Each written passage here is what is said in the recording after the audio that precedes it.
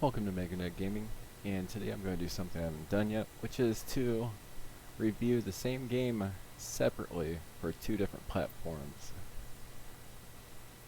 Given that this is one of the cases that demonstrates some of the issues with DOS gaming in the late 80s to very early 90s.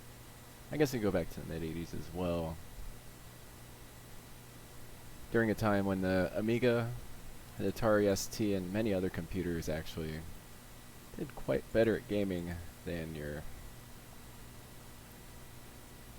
consoles and the IBM compatible or clone PC.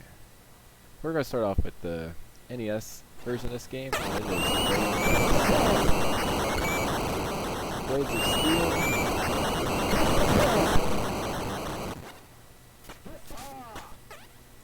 So Blades of Steel was released in the arcade North America in October of 1987, and the North American Nintendo release, the NES system, NES I mean, a bit redundant there, was December 1988.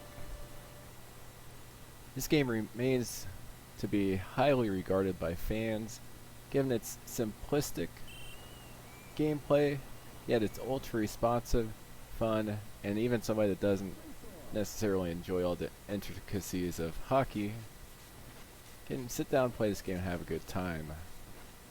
It's much like a Tecmo Super Bowl or an NBA Jam version of hockey.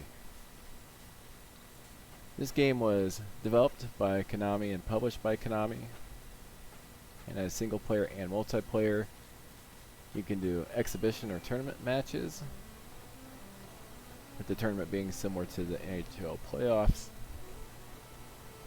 And there's 3 different difficulty settings. You have junior, you have I forget if it's called, I think varsity.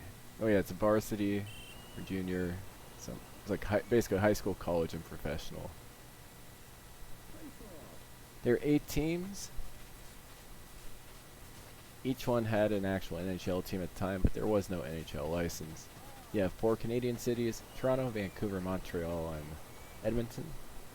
And 4 American teams, including New York, Chicago, Los Angeles, and Minnesota. There are some voice samples in here, including Face Off and Blades of Steel and Fight and Get the Pass, Penalty Shot, and after Fight. But they are a bit difficult to make out. However, it is a good touch.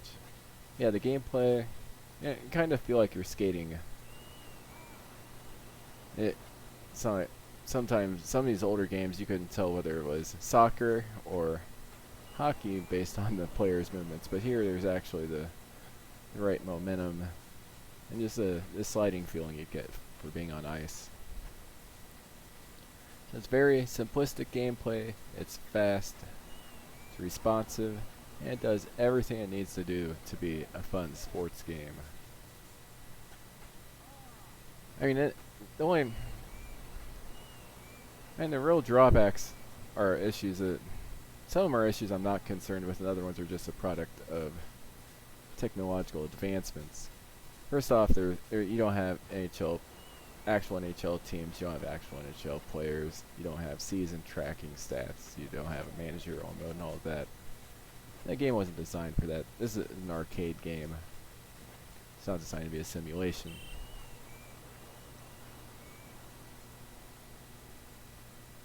And it is a game that does get a bit repetitive. It's one of those games you sit down from time to time, play for a while, ideal against other people, given the AI ranges from...